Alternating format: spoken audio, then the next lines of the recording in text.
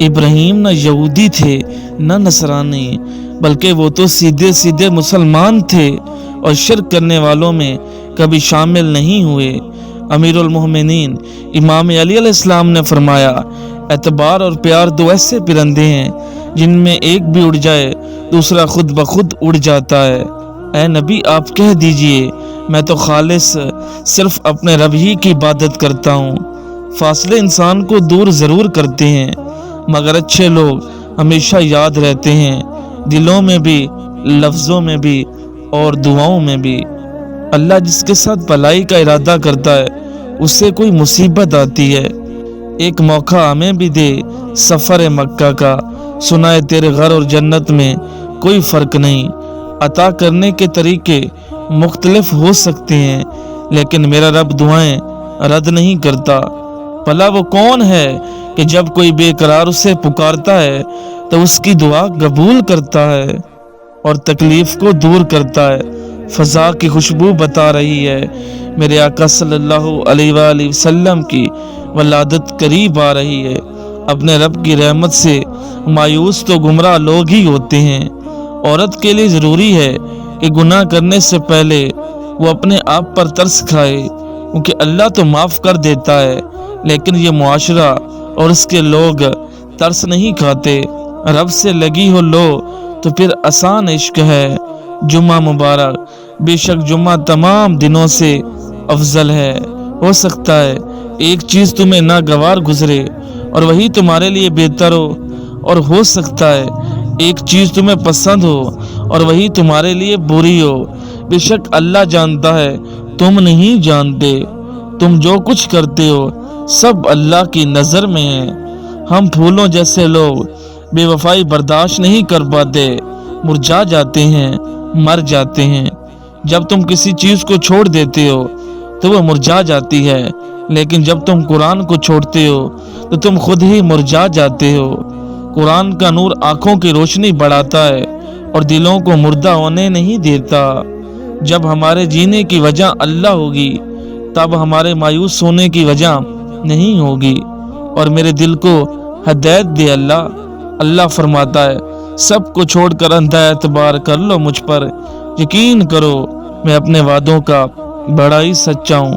سکون کی ایک وادی ہے جسے لوگ مدینہ کہتے ہیں، چند لمحوں کے لیے ٹھہرے تھے وہ صلی اللہ علیہ وآلہ وسلم جس پیڑ کے نیچے، سنائے آج تک اس پیڑ کا سایہ مہکتا ہے، اور جن کو علم عطا کیا گیا اللہ ان کے درجے بلند کر دے گا۔ آپ صلی اللہ علیہ وآلہ وسلم کے چہرے پر پسینے کی بوندیں ایسے چمکتی تھی جیسے موتی ہوں۔ سب سے زیادہ کمزور آدمی وہ ہے جو دوست کو حاصل کرنے میں ناکام ہو، اور اس سے بھی زیادہ کمزور وہ ہے جو ہاتھ آئے ہوئے دوست گوا دے۔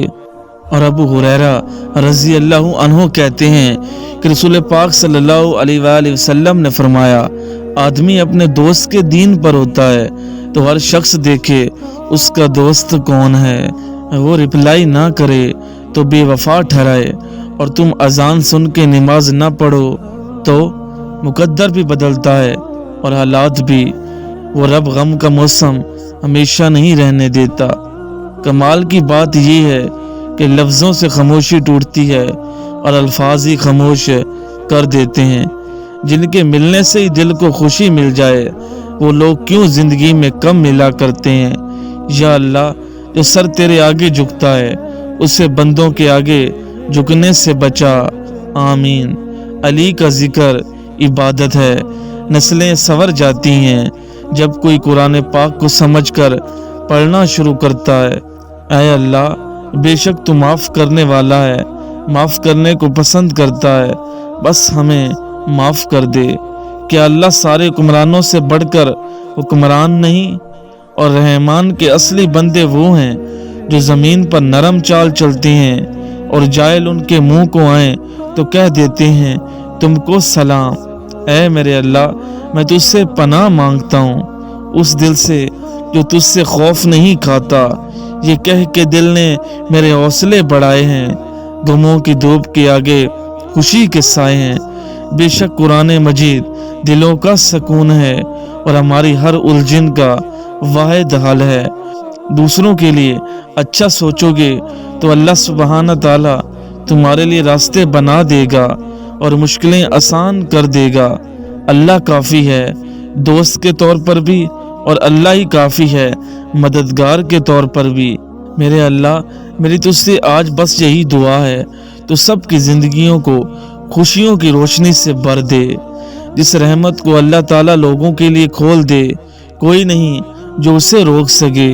काश कोई तो ऐसा होता जो हमारे बिना रह सकता। तुम्हारे दिनों में सबसे ज़्यादा फजीलत वाला दिन जुम्मे का है। बस तुम उस दिन मुझ पर कसरत से दरूद भेजा करो, इसलिए कि तुम्हारा दरूद मुझ पर पेश किया जाता है। तुम्हारा यकीन है ना अल्लाह पर कि वो तुम्हारी सुनेगा। देखना वो तुम्हारा यकीन टूटने से पहले ही तुम्हारी दुआओं पर कुन फरमा देगा। औरत आसानी से रंगों के दरमियान फ़र्क कर सकती है, लिहाजा जब वो आपसे कहे कि आप बदल गए तो उससे बहस ना करें। तुम्हारी दुआएं रद्द नहीं होंगी, ना ही तुम्हें खसारा दिलाएंगी। इत्मीनान रखो। मोहब्बत से तौबा की, फिर तौबा की, फिर तौबा करके तोड़ दी। वाह, हमारी तौबा पर तौबा तौबा कर उठी।